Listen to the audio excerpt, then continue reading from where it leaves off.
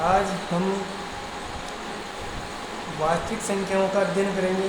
कक्षा 10 की जो पहली प्रश्नावली है उसका सरकार के अकॉर्डिंग जो सिलेबस काटा गया है, जिसमें कटौती की गई है 30%, उसके अनुसार ही अपन अध्ययन करेंगे, जिसमें वास्तविक संख्याएं दे रखी है।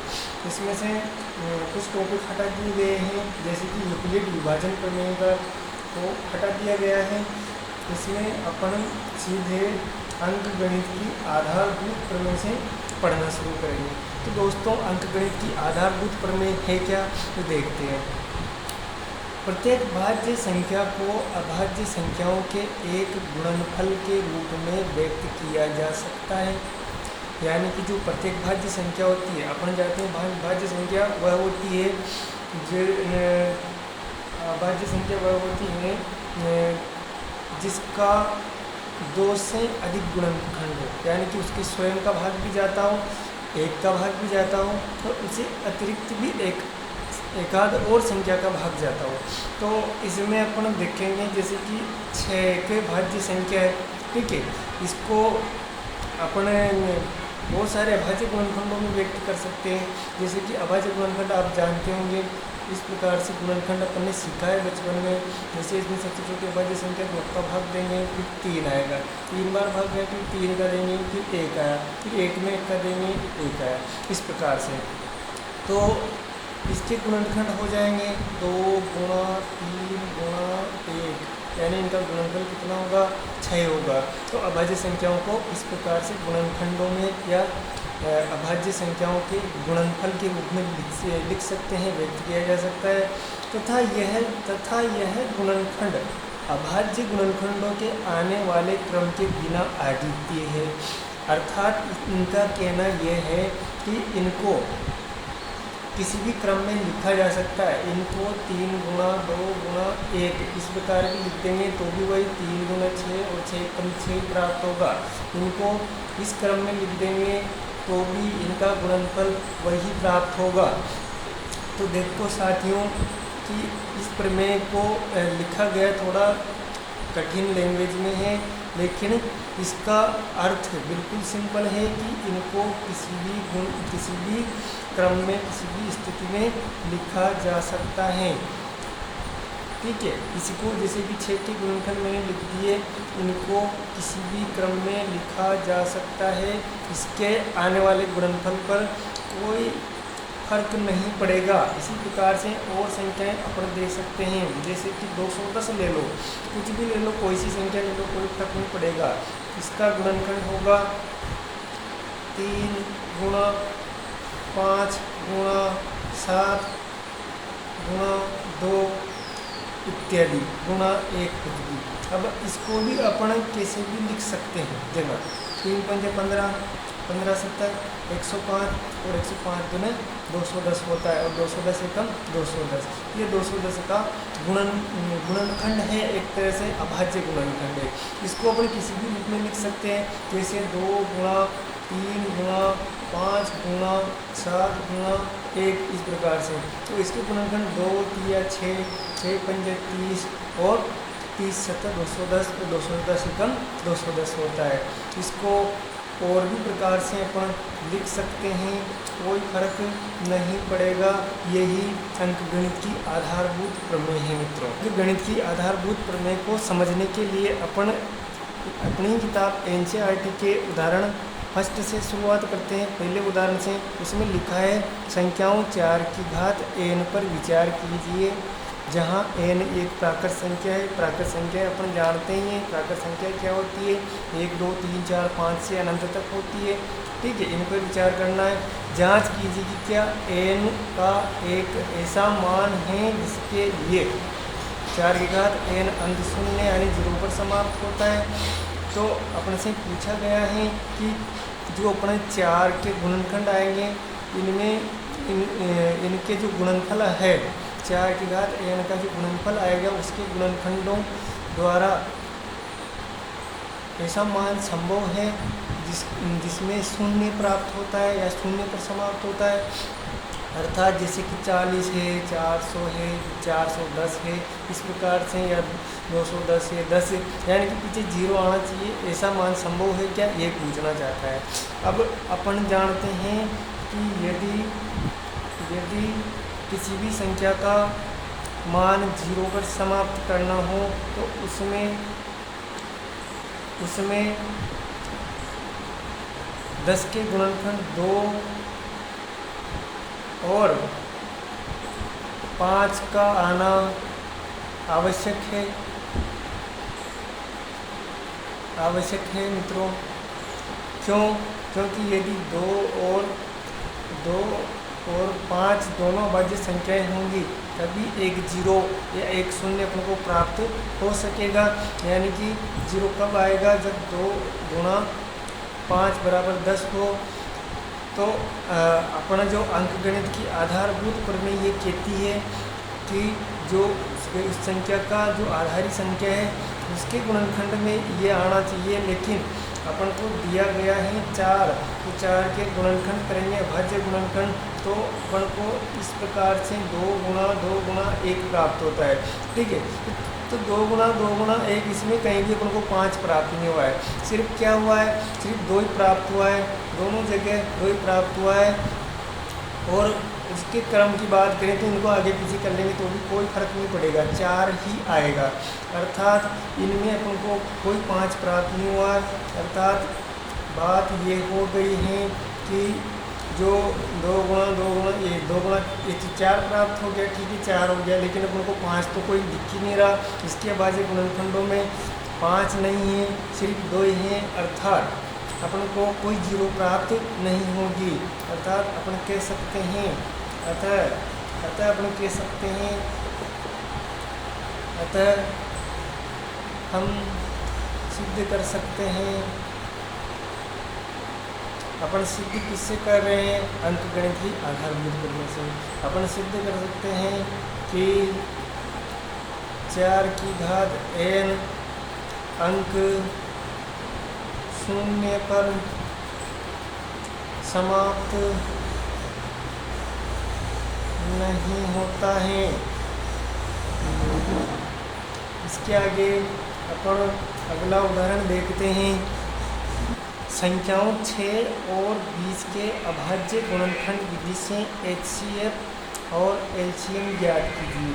सबसे पहले तो अपन देखते हैं कि LCM किसे कहते हैं और HCF किसे कहते हैं।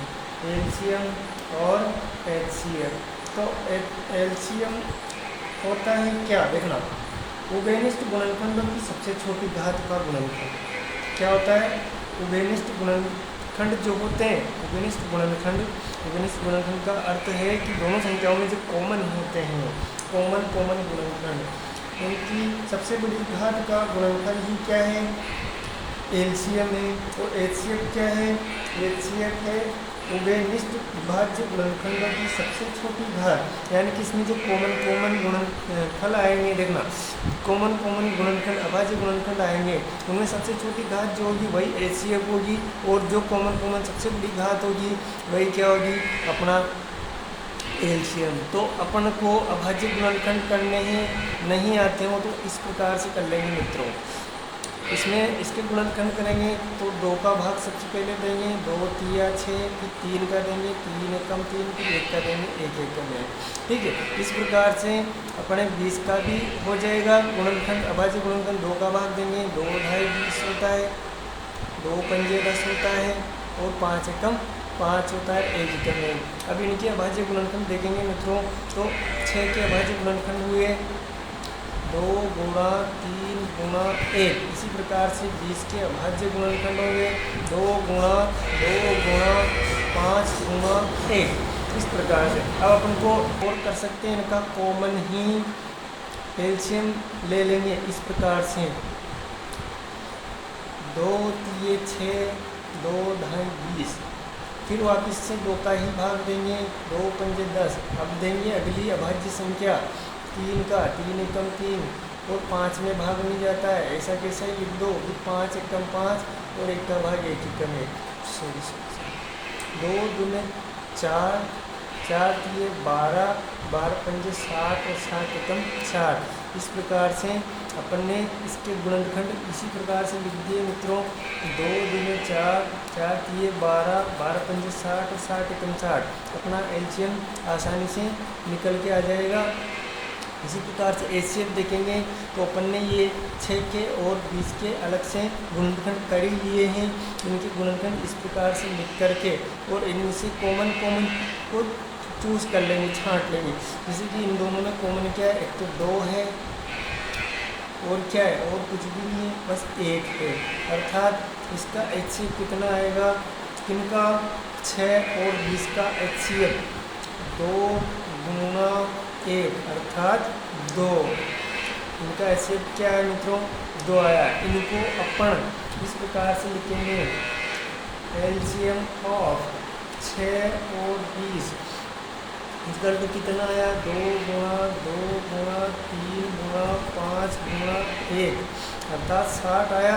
ठीक है, इसको अपन इस प्रकार से लिख सकते हैं 2 की घात 2। इनको ये 2 बार आया था, 2 की घात 2 गुणा 3 गुणा 5 गुणा 1, इन सब की घातें 1 1 हैं अर्थात इनका एलसीएम 60 आया है। ठीक है, इसी प्रकार से एचसीएफ का अपन लिख सकते हैं, एचसीएफ इसका 6 और 20 का, तो इनका एचसीएफ अपन लिखेंगे इस प्रकार से 2 गुणा 1 अर्थात 2, तो 2 की घात 1 गुणा 1 की घात 1, यानी कि 2 एचसीएफ अपना प्राप्त हुआ है।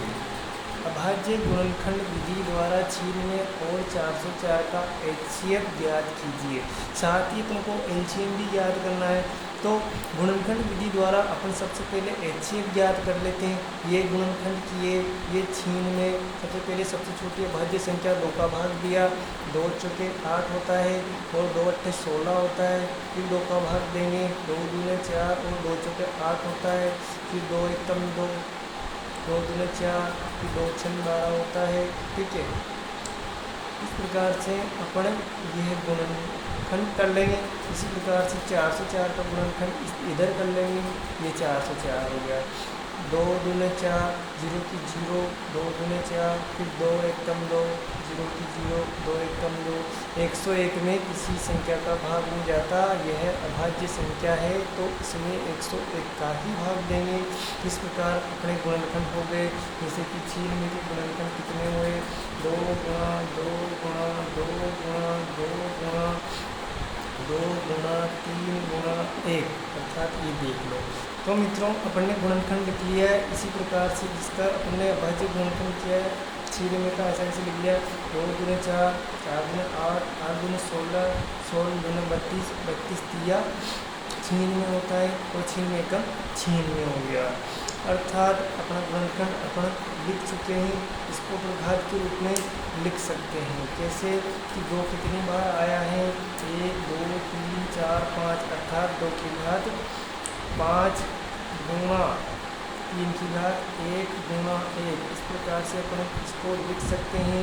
4 से 4 का अपने अभाज्य गुणनखंड क्या आया है, तो 2 गुणा 2 गुणा 101 गुणा 1 अर्थात इनको लिख सकते हैं 2 की घात 2 गुणा 101 गुणा 1। इस प्रकार से तो इनमें कॉमन क्या आता है, वही अपना एचसीएफ होगा। अर्थात एचसीएफ ज्ञात करने के लिए अपन देखेंगे इसमें 2 2 बार आ रहा है और 1 1 बार आ रहा है, इसमें 2 5 बार आ रहा है और 1 1 बार आ रहा है। ठीक है, इनमें कॉमन क्या आएगा, 2 2 बार आ रहा है, इसमें 5 बार आ रहा है, अर्थात अपन 2 को इसमें कॉमन निकाल लेंगे और 1 को कॉमन निकाल लेंगे। निकाल लिया 2 दूने 4 और 1 दूने। इस प्रकार से इसका एचसीएफ कितना प्राप्त हो गया अपने को, 2 दूने 4 प्राप्त हो गया। अब अपने एनसीईआरटी की बुक्स में एक सूत्र दे रखा है, वह किन्हीं 2 धनात्मक पूर्णांकों a व b का एचसीएफ और a व b का एलसीएम का गुणनफल संख्या a और b के गुणनफल के बराबर होती है। अर्थात जो संख्या अपन को दे रखी है इन दोनों का गुणनफल कर लें और इन दोनों के एचसीएफ और इन दोनों के एलसीएम का गुणनफल ये आपस में बराबर होते हैं। अर्थात अपन ने निकाल लिया है HCF, तो अपन LCM भी निकाल सकते हैं। जैसे सूत्र है इसके अकॉर्डिंग अपन मान रख लेंगे, HCF की जगह HCF रख देंगे तो अपना HCF आया है 4, ठीक है। गुणा अपन को LCM निकालना है, LCM अपन को पता नहीं है, तो LCM of A and B ऐसा कैसे निकलेंगे, इक्वल टू संख्या A क्या है 96 है और संख्या B क्या है अपने पास 404 है। अब LCM निकलना है, इसको इधर बराबर के इधर भेज देंगे, तो LCM के लिए LCM A B इस प्रकार से लिखे 96 गुणा 404 बट्टे में लिख देंगे 4। सबसे पहले भाग दे लो, काट लो संख्याओं को, 4 का भाग 96 में देंगे तो 4 दूना 8, 4 चौक 16 यानी कि 4 बाहर कट गया, गुणा 404। अब इन दोनों का गुणा ही क्या आएगा अपना LCM आएगा, तो अपन इनका गुणा करेंगे तो 24 चौक कितना होता है मित्रों 96 होता है। यहाँ से के अपने 9 लग जाएंगे और 24 को 0 से गुणा करेंगे, वही संख्या जाएगी 24 चौक वापस 96 में आ जाएगा। अर्थात अपना LCM आया है 9,696 और HCF आया है 404। अर्थात LCM अपन ने ज्ञात कर लिया है, तो इस सूत्र से डायरेक्ट ही LCM निकाल लिया है। अगर अपन को दोनों संख्याएं दे दे तो LCM HCF सूत्र विधि से अपन निकाल सकते हैं। संख्या 6, 72 और 120 का अभाज्य गुणनखंड विधि द्वारा HCF और LCM ज्ञात कीजिए। जैसा अपन ने पिछले उदाहरण 3 में एक सूत्र का प्रयोग किया था, इस सूत्र का प्रयोग अपन इसमें नहीं करेंगे, ठीक है। तो इनके गुणनखंड कर लेते हैं, एक बार सभी का एक साथ गुणनखंड कर लेंगे, जिससे क्या निकल जाएगा अपना LCM निकल जाएगा। कॉमन में कर लेंगे 6, 72 और 120 का गुणनखंड। तो सबसे पहले सबसे छोटी संख्या अभाज्य संख्या जो है 2 का भाग देंगे, 2 तिये 6 हो जाएगा, 2 तिये 6, 2 छन 12, 2 छन 12 इस प्रकार से अपन भाग दे करके और गुणनखंड कर लेंगे। गुणनखंड अपन को आता ही है, ठीक है। 2 एकम 2, 2 × 16, ठीक है, इसको भी कर लेंगे इसी प्रकार से। और अब भी 2 का भाग जा रहा है, तो जब तक भाग देते रहेंगे जब तक कि एक भी संख्या में 2 का भाग जा रहा है। अब देखेंगे दोस्तों इनमें 2 का भाग नहीं जा रहा है, सभी विषम संख्याएं, तो सबसे छोटी अभाज्य संख्या विषम वाली उसका भाग देंगे 3 एकम 3, 3 तिया 9, 3 पंजे 15। अभी भी 3 का भाग जा रहा है मित्रों, तो 3 का भाग ही देंगे। अब अंतिम में लास्ट में अपन 5 का भाग देंगे, ठीक है। इस प्रकार से अपना गुणनखंड हो चुका है, ठीक है। तो अब इसका जो गुणनफल निकलेगा, इसका एक गुणनफल है, यही अपना LCM होगा। क्या होगा LCM होगा। इस प्रकार से लिख लेना चाहिए 2 गुणा 2 गुणा 2 गुणा 3 गुणा 3 गुणा 5 गुणा 1 इस प्रकार से। अब इनको अपन गुणा करते हैं तो फिर देखते हैं 2 गुना 4, 4 गुना 8, 8 तिया 24, 24 तिया 72 और 72 पंजे 360 अपन को प्राप्त होता है मित्रों। यानी कि इसका LCM कितना आया 360 आया। तो अपन इसको घातों के रूप में लिख सकते हैं। जैसे 2 की कितनी बार आया, कितनी कुंडा होती है 3 बार हुई, तो 2 की घात 3 अपन लिख सकते हैं, गुणा ये 3 की घात कितनी है 2 है, यानी कि 3 2 बार आया है, गुणा 5 कितनी बार 1 और गुणा 1। इस प्रकार से अपन इनके अभाज्य गुणनखंड कर सकते हैं। और ये अपना LCM इनको गुणा में इस प्रकार से भी लिख सकते हैं, जैसे कि अपना LCM आया कितना है, अपना LCM आया है 360, अपन ने गुणा करके लिख लिया है। इसी प्रकार से अपन HCF देखेंगे, क्या देखेंगे HCF, तो जिससे 6 के गुणनखंड करेंगे तो 2 तिया 6, 3 एकम 3, इसमें तो क्या क्या आया है 2, 3 और 1।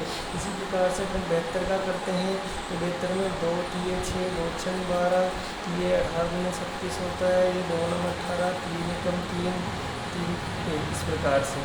और 120 का यही कर लेते हैं गुणनखंड अपन, तो इस प्रकार से अपन को गुणनखंड प्राप्त हो जाते हैं। और यहीं से अपना HCF भी निकल के आएगा। वेनिस्ट सबसे छोटी घातें देखेंगे, तो अपन देखेंगे मित्रों, तो इनमें सब में इन तीनों के गुणनखंड में क्या कॉमन है, तो अपन को दिखाई देगा 2 कॉमन है। क्या कॉमन है? 2। तो सबसे पहले अपने HCF में 2 आ जाएगा, उसके बाद में इसमें 2 में और भी 2 है तो कोई बेनिस्ट नहीं हुआ। फिर 3 देखेंगे, इसमें भी 3 है, इसमें भी 3 है, इसमें भी 3 है, तो अपना अगला गुणनखंड 3 होगा और अगला 1 होगा। क्यों? क्योंकि इसके अलावा कोई संख्या बेनिस्ट है ही नहीं। तो अपना HCF आ जाएगा 2 3 6 और 6 एकम 6।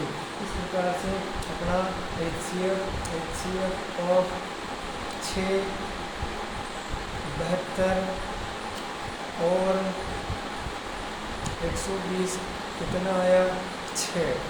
और एलसीएम कितना? 6 72 और 120 का कितना आया? 360। इस प्रकार गुणनखंड विधि से अपन एलसीएम और एचसीएफ निकाल सकते हैं। अपन को परीक्षा में इस प्रकार से गुणनखंड वहाँ दर्शाने की ज़रूरत नहीं है। अपन को सिर्फ इस प्रकार से ही गुणनखंड यहाँ लिखने हैं। इनको अपन रफ कागज़ में या पीछे वाला रफ पेज है उसमें कर सकते हैं।